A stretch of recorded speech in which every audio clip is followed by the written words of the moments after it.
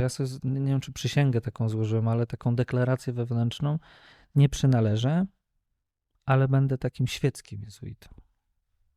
I to jakkolwiek szlachetnie może nie brzmiało, to było o nieprzyjęciu rzeczywistości. O takiej próbie przeciągnięcia przeszłości w teraźniejszość. I o tym, że to zaprzeczenie niezgody na tą rzeczywistość, ono oczywiście musi wystąpić, to jest element drogi taki, nie?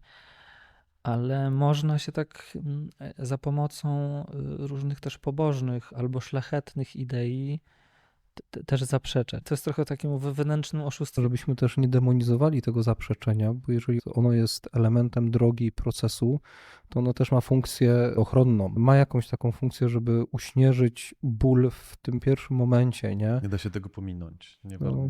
I też niedobrze byłoby się jakoś tak przymuszać, żeby to przekraczać.